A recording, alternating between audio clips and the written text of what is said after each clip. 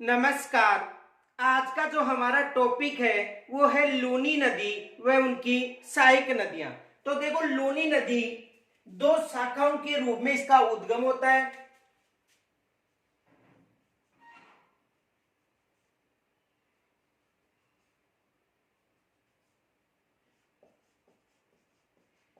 सरस्वती व सागरवती।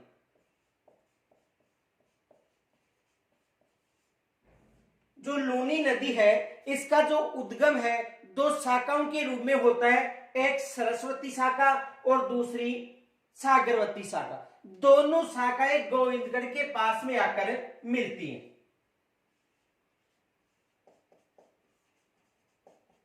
गोविंदगढ़ के पास में आकर मिलते हैं, यानी सागरमती और सरस्वती दोनों जो शाखाएं हैं गोविंदगढ़ जो कहां पर है, अजमेर, यहां पर आकर मिलती है। तो इस नदी का जो उद्गम है दो शाखाओं के रूप में होता है, एक सागरवती और दूसरी सरस्वती। उसके बाद ये नदी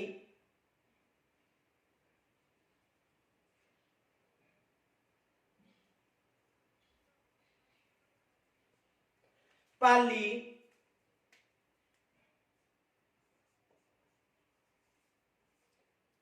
नागौर,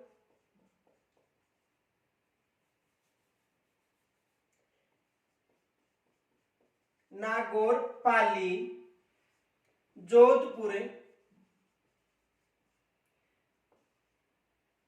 बाड़मेर, जालोर में बहती हुई, यानी इनका जो उद्गम है सागरमती व सरस्वती दो शाखाओं के रूप में अरावली पर्वत श्रेणी से होता है। कहां से होता है? अरावली पर्वत श्रेणी से।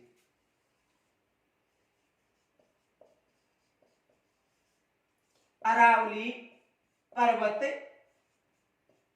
श्रेणी से, यानी लूनी नदी का जो उद्गम है वो अरावली पर्वत श्रेणी से होता है, दो शाखाओं के रूप में सरस्वती व सागरवती। दो शाखाएं हो गई, एक हो गई सरस्वती और दूसरी जो शाखा थी वो है सागरवती। इन दो शाखाओं के रूप में होता है। ये दोनों शाखाएं अजमेर में जो गोविंदगढ़ नामक स्थान है यहां पर आकर मिलती हैं। उसके बाद नागौर, पाली, जोधपुर, बाड़मेर व जालोर में बहती हुई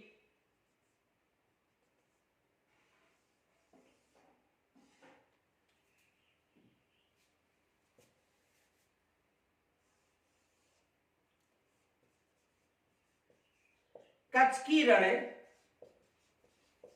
अरब सागर में जाकर समाप्त हो जाती है। यानी इसका जो बहाव क्षेत्र है, देखो इसका जो बहाव क्षेत्र है राजस्थान व गुजरात में है। तो राजस्थान में इस नदी का जो बहाव क्षेत्र है अजमेर, नागौर, पाली, जोधपुर, बाड़मेर व जालोर। राजस्थान के किन किन जिलों में इसका बहाव क्षेत्र है? एक तो बाड़मेर हो गया, जालोर हो गया, जोधपुर हो गया, पाली हो गया और नागौर क्षेत्र। इन क्षेत्र में इन नदी का बहाव क्षेत्र है। यानी कहने का मतलब दो शाखाओं के रूप में इसका उद्गम होता है। नागौर, पाली, जोधपुर, बाड़मेर व जालोर में बहती हुई अपना जल गुजरात में आकर कच्छ की रण जो अरब सागर है यहां पर डालती है। यह नदी कर्क रेखा को गुजरात में विभाजित करती है।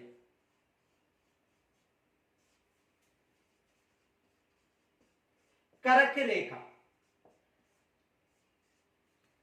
रेखा को कहां पर विभाजित करती है? गुजरात में। तो इस नदी का जो बहाव क्षेत्र है कर्क रेखा से जो ऊपरी क्षेत्र है इसे शीतोष्ण कटिबंध के नाम से जाना जाता है, और कर्क रेखा से जो नीचे का क्षेत्र है उसे उष्ण कटिबंध के नाम से जाना जाता है। ये कौन सा कटिबंध हो गया? उष्ण कटिबंध। और ये कौन सा कटिबंध हो गया? शीतोष्ण कटिबंध।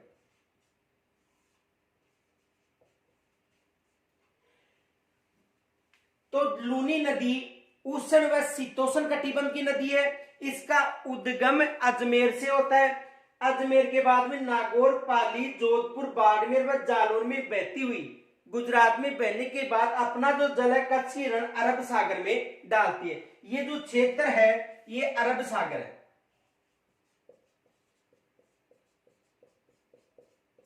इस नदी की जो कुल लंबाई है वो है 495 किलोमीटर। कितनी किलोमीटर है? 495 किलोमीटर। और इसका जो बहाव क्षेत्र है राजस्थान में वो है 350 किलोमीटर के लगभग। देखो कुल लंबाई 495 किलोमीटर है और राजस्थान में इसका जो बहाव क्षेत्र है वो कितना है? 350 किलोमीटर। इस नदी के बहाव क्षेत्र में जो बाड़मेर का जो बालोतरा क्षेत्र है, तो बालोतरा के पीछे इस नदी का जल मीठा रहता है और बालोतरा के बाद इस नदी का जल क्या हो जाता है? खारा हो जाता है। देखो बाड़मेर में जो बालोतरा क्षेत्र है,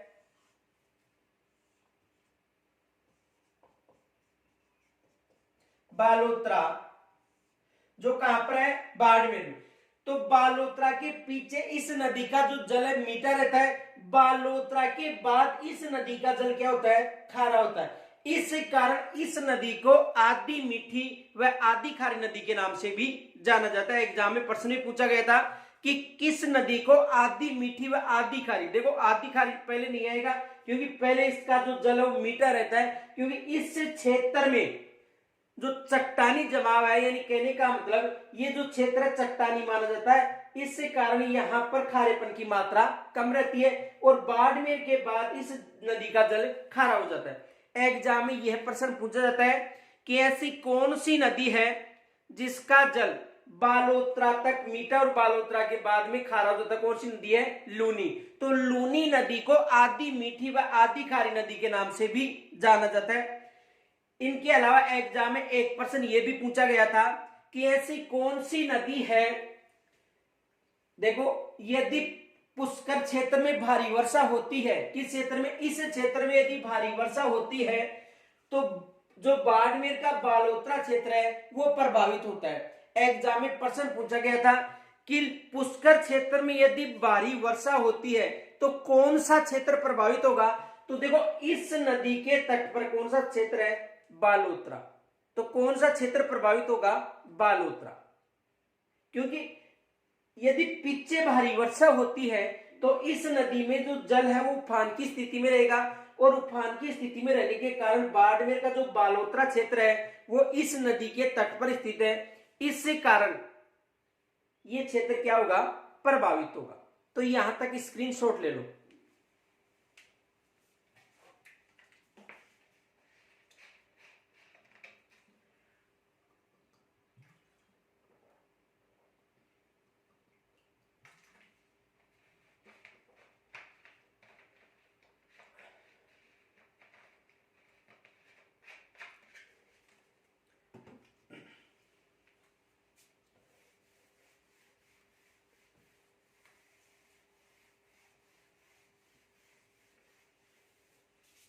देखो लूनी नदी का जो उद्गम है,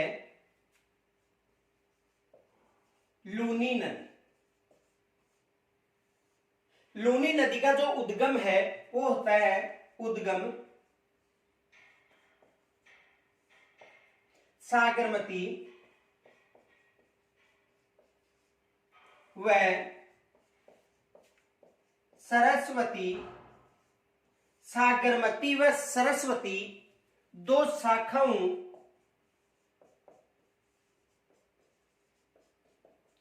के रूप में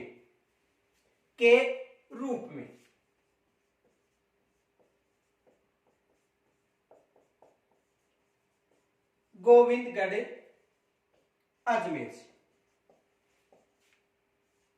यानी लूनी नदी का जो उद्गम होता है वो सागरमती व सरस्वती दो शाखाओं के रूप से गोविंदगढ़ जो अजमेर में है वहां से इस नदी का उद्गम होता है। यानी जो नाग पहाड़ क्षेत्र है, ये जो संपूर्ण क्षेत्र है नाग पहाड़ क्षेत्र के अंतर्गत शामिल है। तो नाग पहाड़ अजमेर भी आ सकता है और यदि नाग पहाड़ अजमेर ऑप्शन में नहीं मिलेगा तो क्या मिलेगा? या तो गोविंदगढ़ अजमेर या सागरमती व सरस्वती जो नदियां हैं इनके मिलन का जो स्थान है वो गोविंदगढ़ अजमेर। तो यहां से इस नदी का उद्गम होता है। समापन देखो,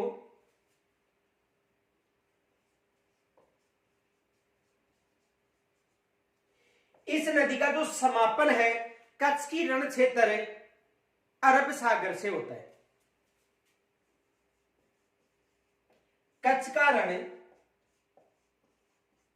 अरब सागर,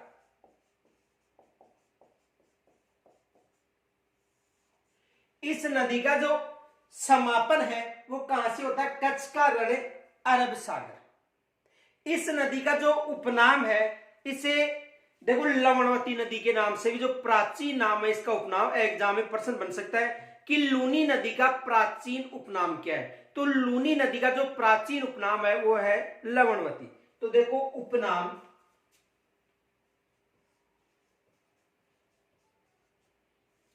प्राचीन नाम,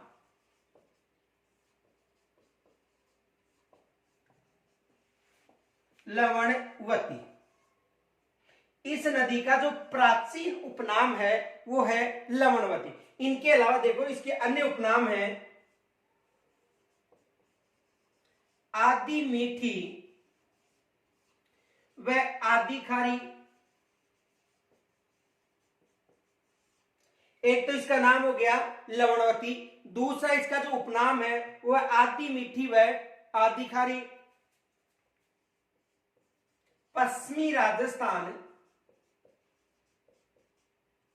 की सबसे लंबी नदी,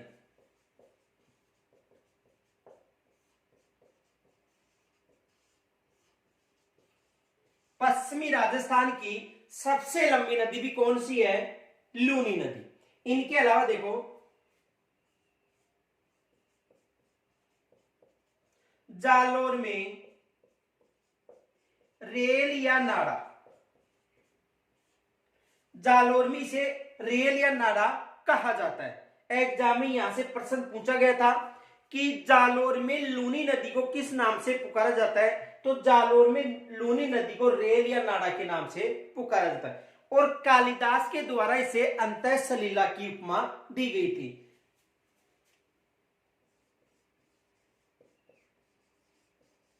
कालिदास ने इसे अंतः सलीला, कालिदास ने जो लूनी नदी थी उसे अंतः सलीला का नाम दिया था। तो देखो उद्गम सागरमती व सरस्वती दो शाखाओं के रूप में गोविंदगढ़ अजमेर से होता है। ये जो संपूर्ण क्षेत्र है नागपाड़ अजमेर क्षेत्र में शामिल है। तो नागपाड़ अजमेर भी ऑप्शन में मिल सकता है। समापन कच्छ की रण या अरब सागर, दोनों में से कोई सा मिल सकता है, या तो कच्छ की रण मिलेगा या अरब सागर।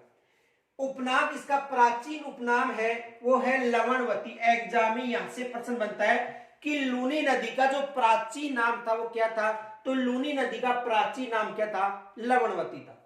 इसे आदि मीठी व आदि खारी भी कहा जाता है और आदि मीठी व आदि खारी यदि नगरी पूछे तो जैसलमेर बताना है, क्योंकि जैसलमेर में सर्वाधिक खारी व मीठे पानी की झील है, इसलिए जैसलमेर को आदि खारी व आदि मीठी नगरी कहा जाता है और नागौर को खारी नगरी कहा जाता है। यदि नदी पूछे आदि मीठी व आदि खारी तो लूनी को बताना है। किसको बताना है? लूनी को।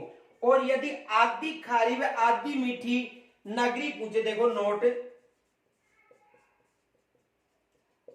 आदि खारी व आदि मीठी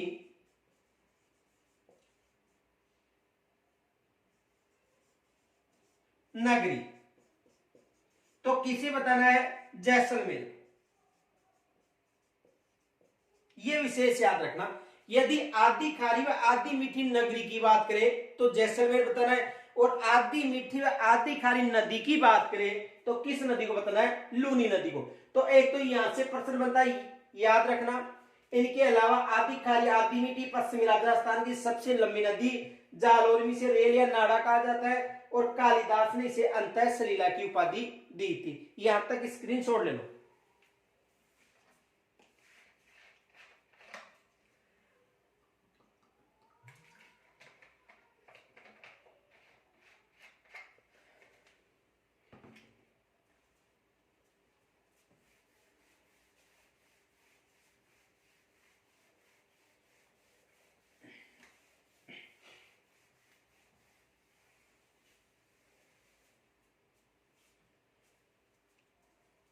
देखो जो लूनी नदी का जो बहाव क्षेत्र है, देखो बहाव क्षेत्र इसका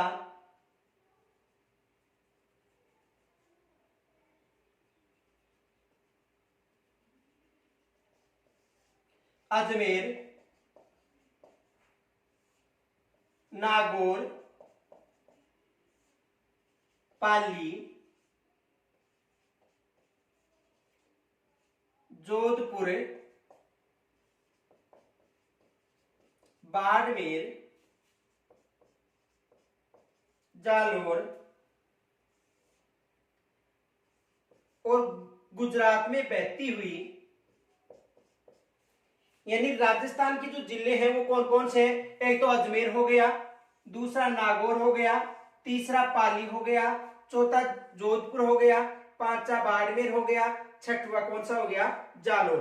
तो इसका जो बहाव क्षेत्र है वो अजमेर, नागौर, पाली, जोधपुर, बाड़मेर, जालोर, उसके बाद ये गुजरात में प्रवेश करती हुई, किस राज्य में प्रवेश करती हुई? गुजरात में प्रवेश करती हुई अपना जल कच्छ की रण में, कच्छ की रण में डालती है और गुजरात में यह नदी कर्क रेखा को विभाजित करती है।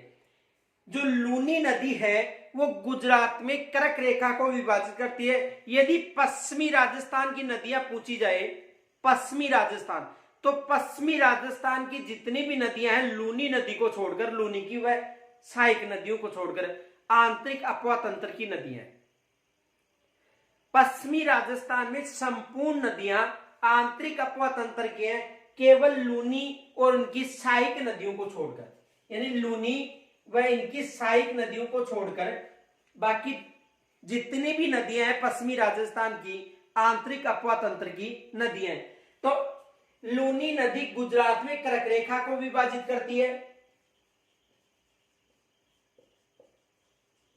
और कर्क रेखा का जो ऊपरी क्षेत्र है उसे शीतोष्ण कटिबंध के नाम से जाना जाता है और नीचे का क्षेत्र उष्ण कटिबंध। तो जो लूनी नदी है शीतोष्ण व उष्ण कटिबंधीय नदी है। पहला तो ये विशेष याद रखना है कि लूनी नदी शीतोष्ण व उष्ण कटिबंधीय नदी है। दूसरा प्रश्न ये बन सकता है, यह नदी गुजरात में कर्क रेखा को विभाजित करती है। राजस्थान में नहीं, राजस्थान में केवल यदि पूछा जाए तो माही नदी विभाजित करती है कर्क रेखा को, बाकी गुजरात में कर्क रेखा को विभाजित करती है और अपना जल कहां पर? कच्छ की रण, गुजरात। इसकी एकमात्र जो सहायक नदी जोजड़ी है,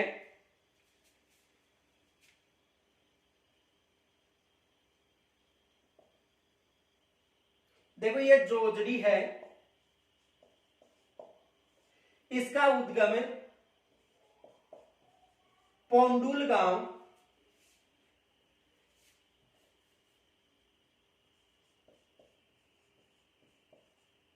पोंडुल गांव, नागौर।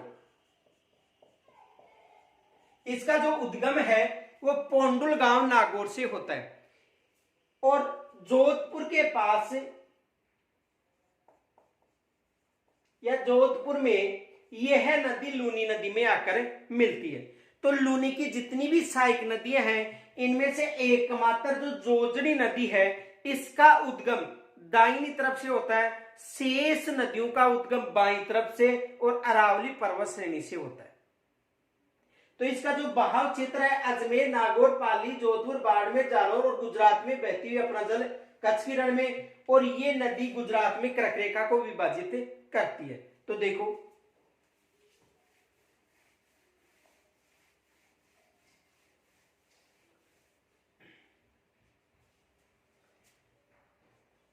लूनी नदी, तो लूनी नदी का जो बहाव क्षेत्र है वो अजमेर,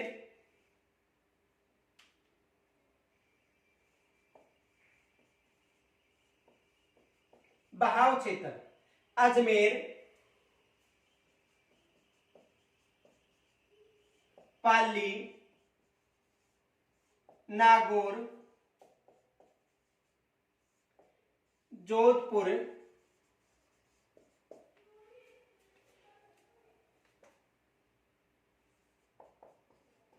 बाड़मेर व जालोर जिलों में है। इस नदी का जो बहाव क्षेत्र है वो 6 जिलों में है, अजमेर, पाली, नागौर, जोधपुर, बाड़मेर व जालोर। तो लूनी नदी का जो बहाव क्षेत्र वो कितने जिलों में है? 6 जिलों में, यानी पश्चिमी राजस्थान की सबसे लंबी नदी। और राजस्थान में देखो, ये याद रखना, चंबा, देखो च का मतलब है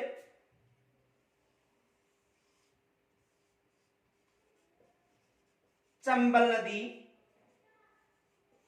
बे का मतलब है बनास नदी, और ले का मतलब है लूनी नदी। ये जो तीनों नदियां हैं इनका जो बहाव क्षेत्र है 6 जिलों में है। राजस्थान की तीन, देखो चंबल याद रखना, च का मतलब चंबल नदी, बे का मतलब बनास नदी, और ले का मतलब लूनी नदी। राजस्थान की ये तीन नदियां हैं जिनका बहाव क्षेत्र 6 जिलों में। एग्जाम में प्रश्न आ सकता है। तो कौन कौन सी नदी है? चंबल का मतलब, च का मतलब चंबल, बे का मतलब बनास, ले का मतलब लूनी। इन नदियों का जो बहाव क्षेत्र है वो 6 जिलों में। तो देखो बहाव क्षेत्र 6 जिलों में हो गया। इनके अलावा देखो, ये है नदी गुजरात में कर्क रेखा को विभाजित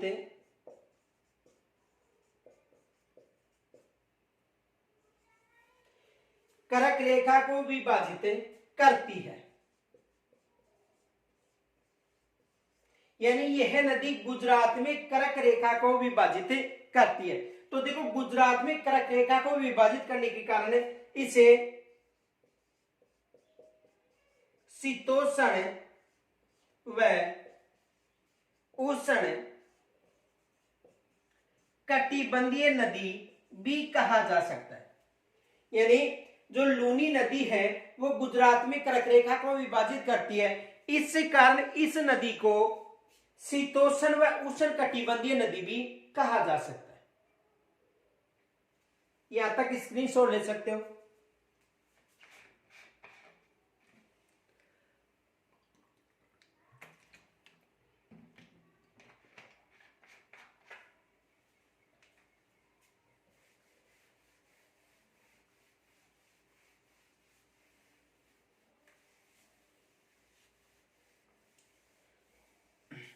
देखो इस नदी का जो जल है,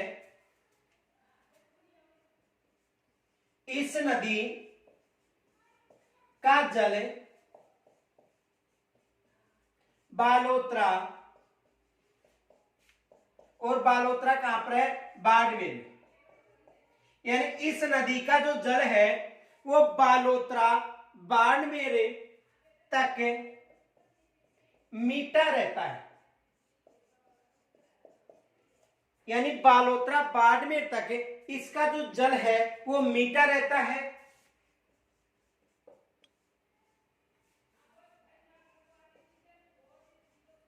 उसके बाद इसका जल खारा हो जाता है। यानी बालोतरा बाड़मेर तक इस नदी का जो जल है वो मीठा रहता है, और बालोतरा बाड़मेर के बाद इस नदी का जल क्या हो जाता है? खारा हो जाता है। तो इस कारण इस नदी को आधी मीठी व आधी खारी नदी कहा जाता है। एग्जाम में यहां से प्रश्न बनता है कि ऐसी कौन सी नदी है जिसे आधी मीठी व आधी खारी नदी कहा जाता है? तो कौन सी नदी है? लूनी नदी। क्योंकि बालोतरा बाड़मेर तक इसका जो बहाव क्षेत्र है उसमें चट्टानी जमाव है, यानी कहने का मतलब जो कंकर पत्थर उनका जमाव है, इस कारण यहां तक इसका जल क्या रहता है? मीठा रहता है। और बालोतरा के बाद इस नदी का जल क्या हो जाता है? खारा हो जाता है। तो बालोतरा के पीछे चट्टानी जमाव होने के कारण, देखो ये फैक्ट याद रखना, बालोतरा तक इसके बहाव क्षेत्र में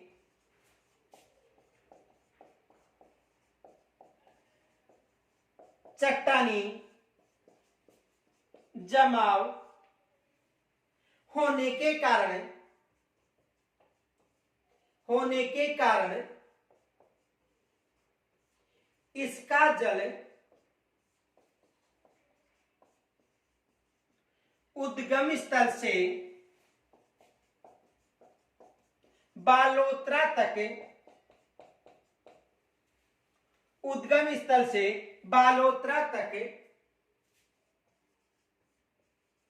मीठा रहता है।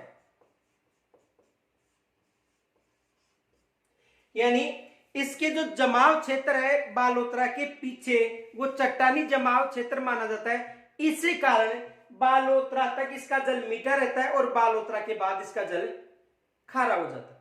यहां पर एग्जाम में प्रश्न भी आया था कि यदि पुष्कर की पहाड़ी में भारी वर्षा होती है तो कौन सा क्षेत्र प्रभावित होगा।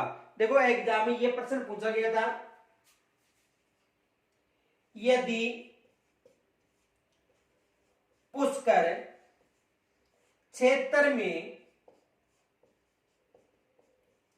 भारी वर्षा होती है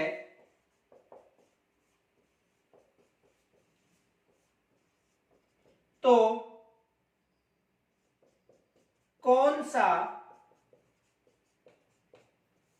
कौन सा क्षेत्र प्रभावित होगा।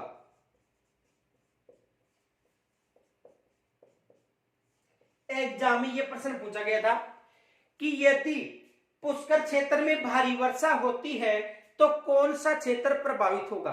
तो देखो पुष्कर क्षेत्र में भारी वर्षा यानी कहने का मतलब लूनी क्षेत्र में भारी वर्षा, और लूनी नदी में यदि उफान की स्थिति होती है तो लूनी नदी के तट पर जो बालोतरा क्षेत्र स्थित है तो सबसे अधिक प्रभावित कौन सा क्षेत्र होगा, बालोतरा क्षेत्र। तो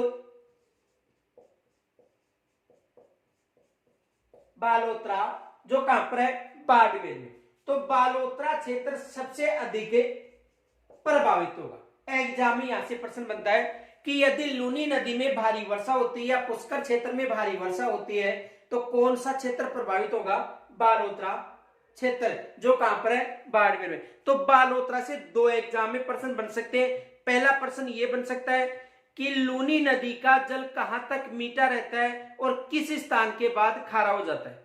तो बालोतरा तक मीठा रहता है और बालोतरा के बाद इसका जल क्या हो जाता है, खारा हो जाता है। एक तो यह प्रश्न बनता है। दूसरा प्रश्न यह बनता है कि यदि पुष्कर की पहाड़ियों में भारी वर्षा होती है तो लूनी क्षेत्र में जो बालोतरा क्षेत्र है वो क्या होता है, प्रभावित होता है। तो यहां से एग्जाम में प्रश्न बनते हैं। इनके अलावा देखो लूनी नदी की कुल लंबाई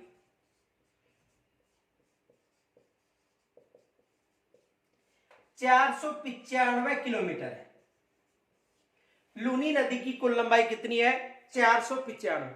तो देखो जो हिंदीकृत अकादमी की पुस्तकें हैं, इनके अलावा जो आरबीएससी की पुस्तकें हैं, उनमें राजस्थान में देखो 330 किलोमीटर व 350 किलोमीटर दोनों बता रखी है कि राजस्थान देखो कुल लंबाई 495 किलोमीटर है। और राजस्थान में हिंदीकृत अकादमी और इनके अलावा जो माध्यमिक शिक्षा बोर्ड की जो पुस्तकें हैं उनमें 330 भी मिलता है और 350 किलोमीटर भी मिलता है। तो 330 या 350 किलोमीटर जो इसकी लंबाई है वो राजस्थान में है और कुल लंबाई 495 किलोमीटर इसकी लंबाई है।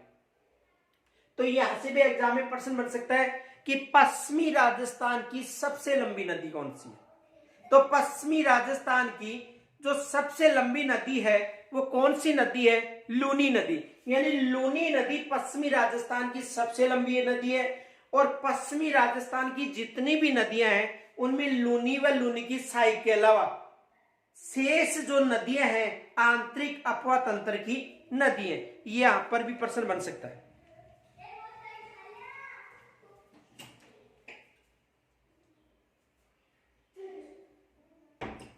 तो यहां से भी प्रश्न बन सकता है। यानी कुल लंबाई कितनी है, 495 किलोमीटर, जिसमें राजस्थान में 330 किलोमीटर या 350 किलोमीटर। तो यहां से एग्जाम में प्रश्न बन सकते हैं। स्क्रीनशॉट ले लो।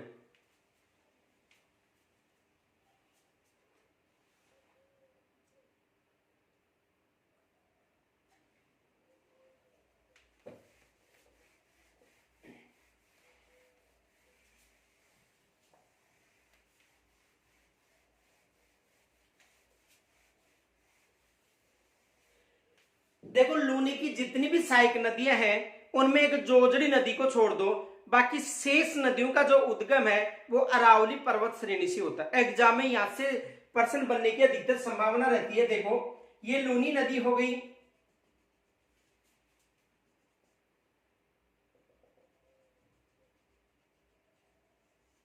और ये राजस्थान में अरावली पर्वत क्षेत्र हो गया।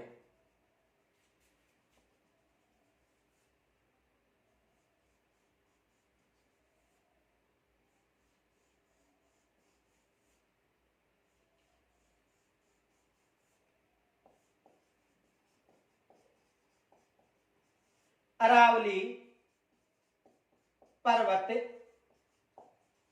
श्रेणी, ये अरावली पर्वत श्रेणी हो गई। ये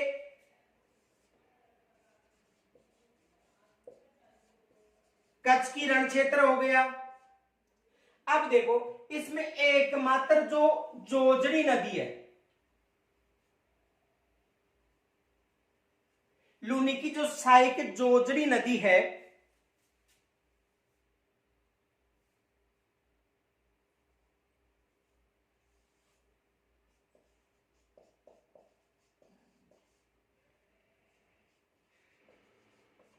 जोजड़ी नदी,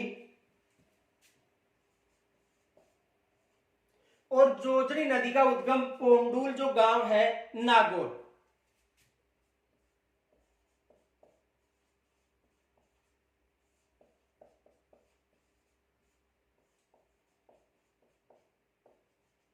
से होता है। और जोधपुर में आकर यह नदी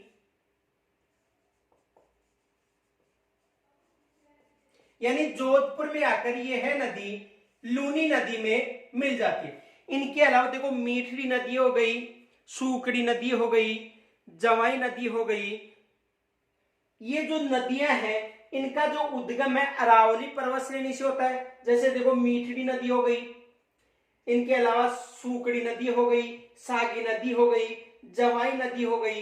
ये जो नदियां हैं इनका उद्गम अरावली पर्वत श्रेणी से होता है।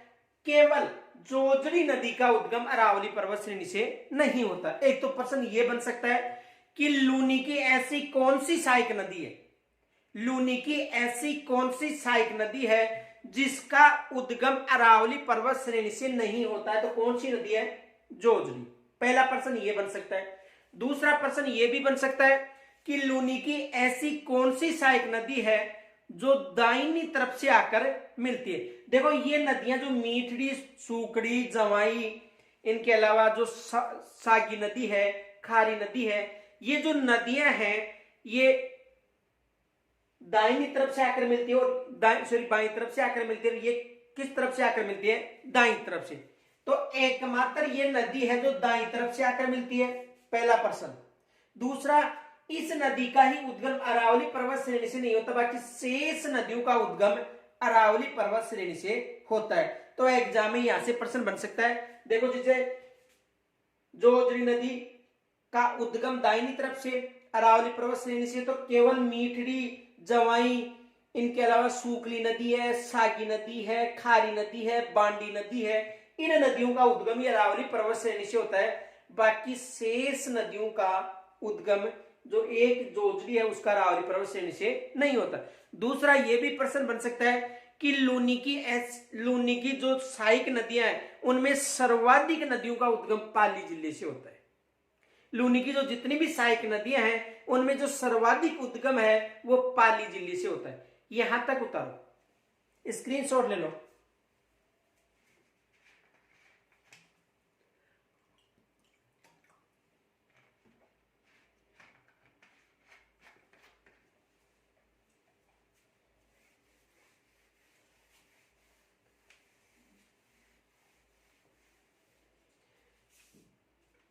देखो इसकी जो सहायक नदी है जोजड़ी,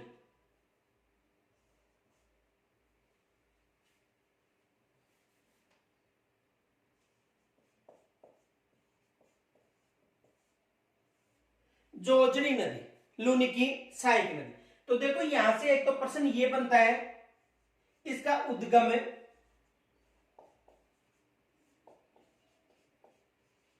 पोंडुल गांव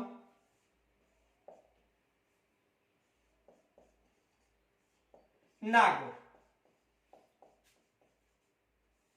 इसका जो उद्गम है वो कहां से होता है? पोंडुल गांव नागौर से होता है। यानी इसका जो उद्गम है वो पोंडुल गांव नागौर से होता है। समापन है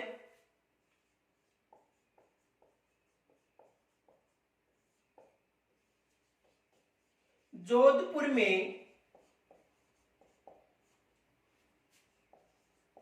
लूनी नदी। इसका जो समापन है वो कहां पर होता है? जोधपुर में लूनी नदी में होता है। तो इसका जो बहाव क्षेत्र है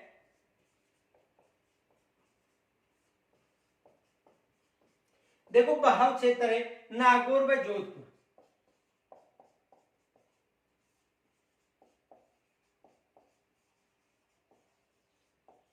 इसका जो बहाव क्षेत्र है वो नागौर व जोधपुर हो गया।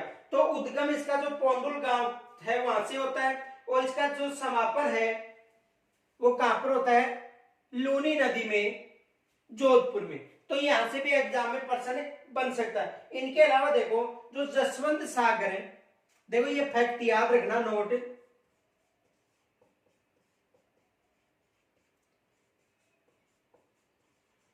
जसवंत सागर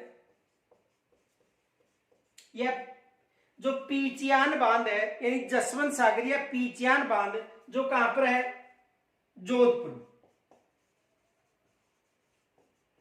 यानी जसवंत सागर जिसे पीचियानी बांध भी कहा जाता है, जो कहां पर है? जोधपुर में। इस बांध को जो पानी की आपूर्ति है वो लूनी नदी के माध्यम से होती है। एग्जाम में यहां से प्रश्न बन सकता है कि जो जसवंत सागर यानी पीचियानी बांध है जो जोधपुर में स्थित है, तो इस बांध से लूनी नदी के द्वारा जल की आपूर्ति होती है। तो यहां से भी एग्जाम में प्रश्न बन सकता है। इनके अलावा देखो यहां से जो एग्जाम में प्रश्न बनते हैं वो 2 प्रश्न मोस्ट मान लेना। पहला प्रश्न ये आ सकता है कि लूनी की ऐसी कौन सी सहायक नदी है जिसका उद्गम अरावली पर्वत श्रेणी से नहीं होता है? तो जोजड़ी नदी। दूसरा प्रश्न ये बन सकता है कि लूनी की ऐसी सहायक नदी बताओ जो दाहिनी तरफ से आकर मिलती है। तो दाहिनी तरफ से आकर मिलने वाली एकमात्र नदी कौन सी है? जोजड़ी नदी। तो यहां से भी प्रश्न बन सकता है।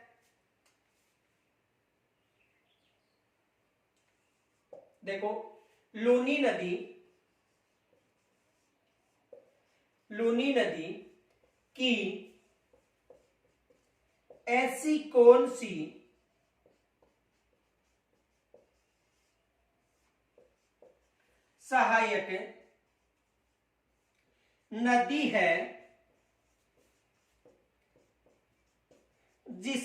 सहायक नदी है जिसका उद्गम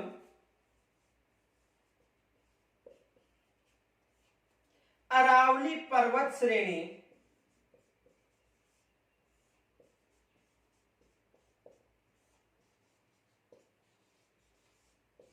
से नहीं होता है?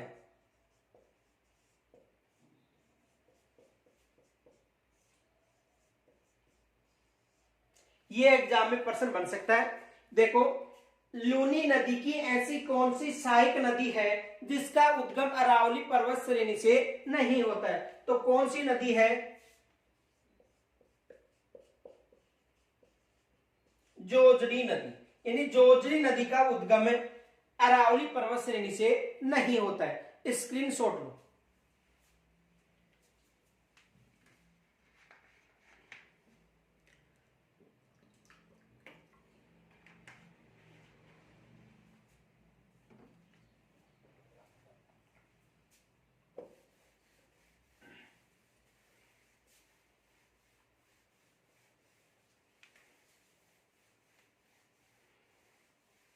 दूसरा प्रश्न ये बन सकता है लूनी की ऐसी कौन सी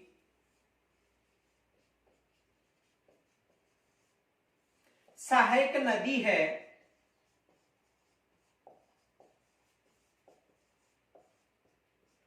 जिसका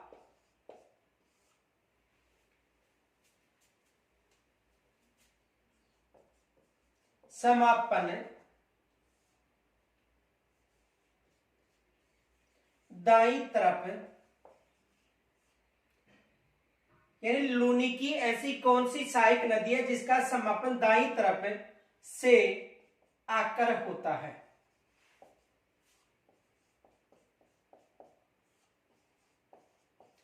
ये राजस्थान पुलिस में भी प्रश्न आया हुआ है, पटवार में भी यहां से प्रश्न पूछा गया था। इनके अलावा जो शिक्षक भर्ती 3rd ग्रेड है वहां पर भी ये प्रश्न पूछा गया था, तो ये प्रश्न मोस्ट मान लेना।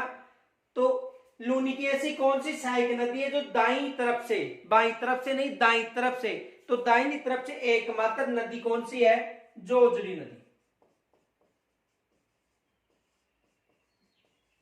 जोजड़ी नदी, तो जोजड़ी नदी का जो उद्गम है वो किस दिशा की तरफ से होता है, दाईं तरफ से। और शेष नदियां देखो, नोट लूनी की शेष सहायक, लूनी की शेष सहायक नदियों का समापन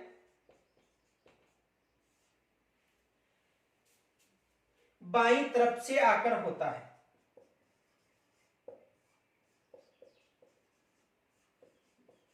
बाईं तरफ से आकर होता है,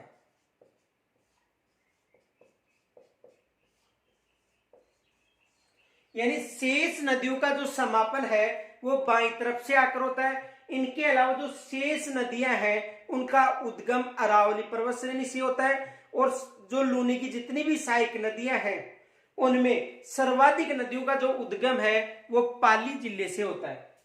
ये भी याद रख लेना, एग्जाम में प्रश्न बन सकता है। लूनी की सहायक नदियों में अधिकतर नदियों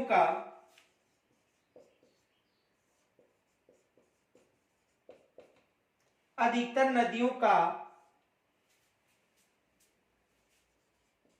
उद्गम पाली से होता है।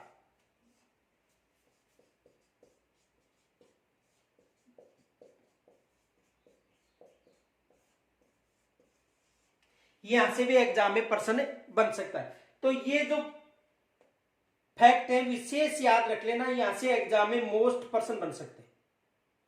यहां तक स्क्रीनशॉट ले लो।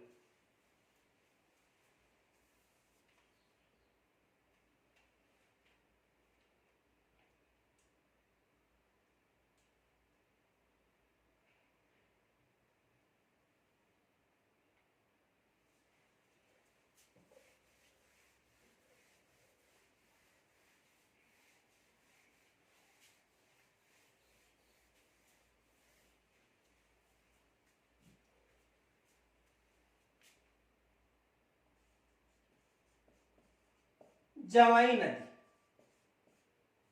जो दूसरी लूनी की जवाई नदी है, यानी लूनी की सबसे लंबी सहायक नदी, जो जवाई नदी है वो लूनी की सबसे बड़ी सहायक नदी है। इसका उद्गम देखो,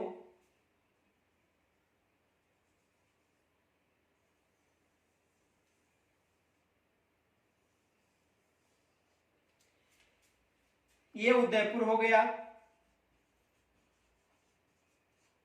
और ये हो गया सिरोही।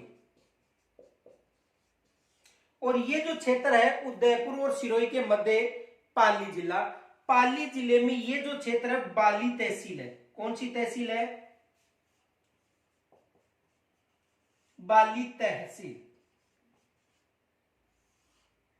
तो बाली तहसील से लूनी की जो सहायक नदी है जवाई नदी का उद्गम होता है। उद्गम होने के बाद देखो पाली में बहती हुई और पाली में इस नदी पर जवाई बांध निर्मित है। सुमेरपुरा जो पाली है वहां पर इस नदी पर कौन सा बांध निर्मित है, जवाई बांध।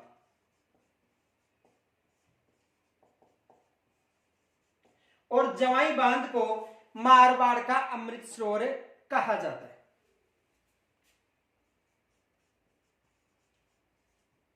मारवाड़ का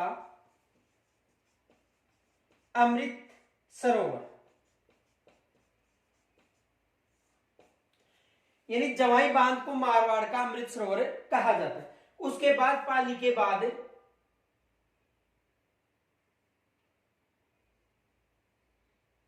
बाड़मेर में जाकर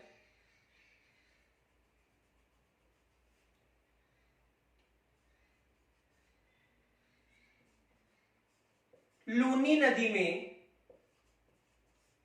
मिल जाती है। लूनी नदी में कहां पर मिलती है? बाड़मेर। इस नदी की एक सहायक नदी है खारी नदी, उसका उद्गम सेरगांव की पहाड़ी सिरोही से होता है और जालोर का सायला नामक स्थान पर जाकर किस नदी में मिल जाती है? जवाई नदी में। देखो ये कौन सी नदी है? जवाई नदी। ये कौन सी नदी है? खारी नदी।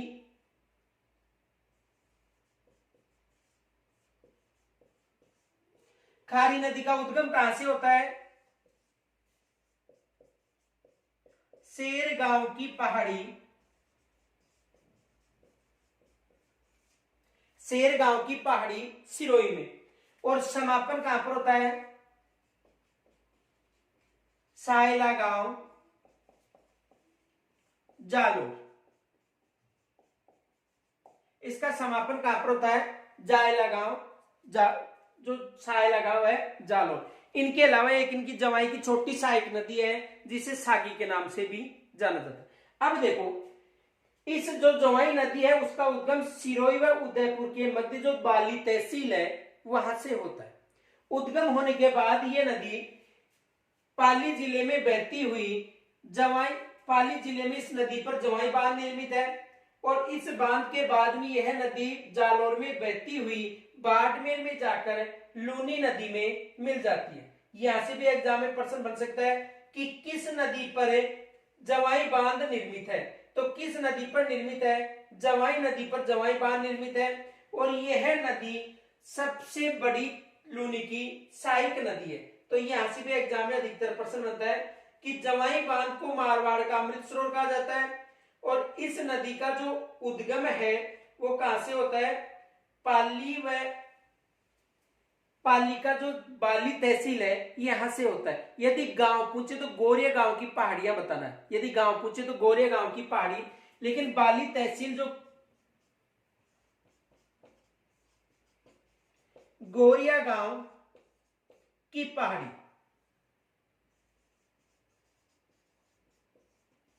कहां से होता है? गोरिया गांव की पहाड़ी।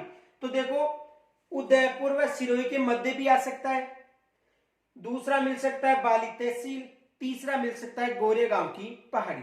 अब देखो इसकी जो एक सहायक नदी है सेई नदी, तो सेई नदी का जल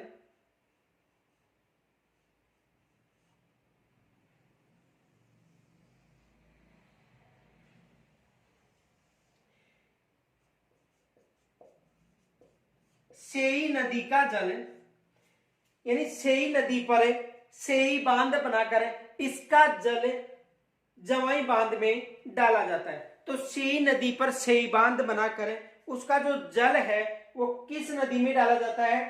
सॉरी किस बांध में डाला जाता है? जवाई बांध में। तो यहां से स्क्रीनशॉट ले लो।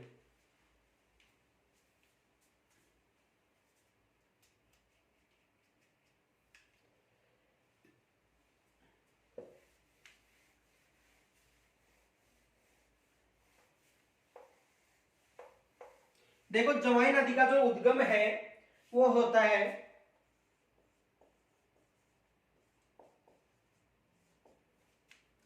पाली की बाली तहसील के गोरिया यानी पाली की बाली तहसील के गोरिया गांव की पहाड़ी, यानी उद्गम कहां से होता है? पाली की बाली तहसील की गोरिया गांव की पहाड़ी से उद्गम होता है। समापन देखो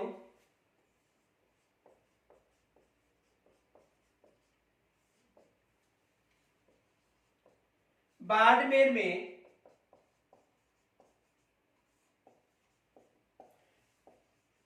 लूनी नदी में। इसका जो समापन है वो कहां पर होता है? बाड़मेर में लूनी नदी में। इनके अलावा देखो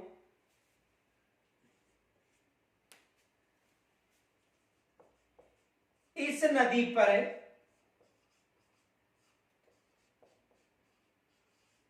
पाली के सुमेरपुरा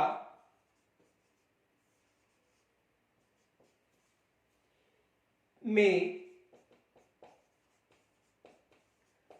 जवाई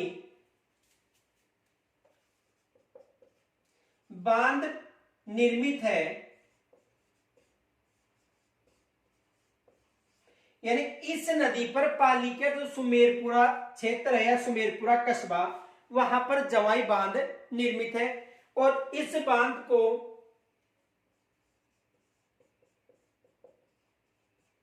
मारवाड़ का अमृत सरोवर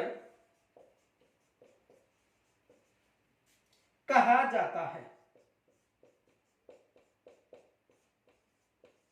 यानी इस बांध को मारवाड़ का अमृत सरोवर भी कहा जाता है। तो देखो मारवाड़ का अमृत सरोवर किसे कहा जाता है? जवाई बांध को। और इस बांध में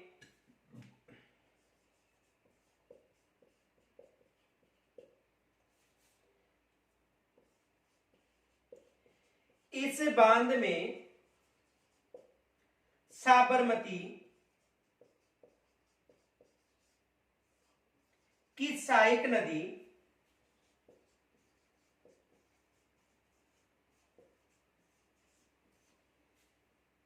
सेई नदी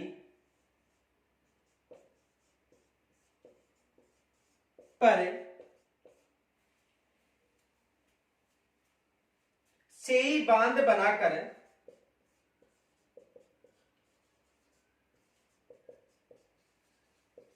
जलापूर्ति की जाती है।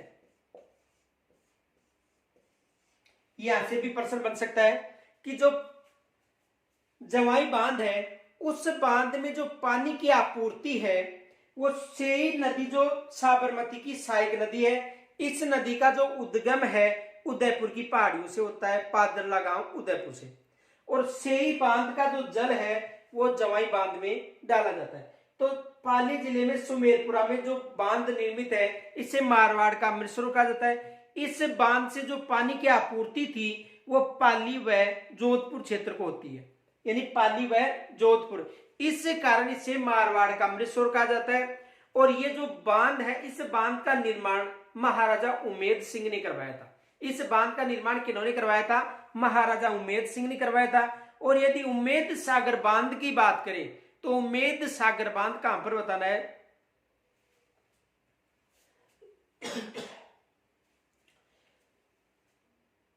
भीलवाड़ा में बताना है।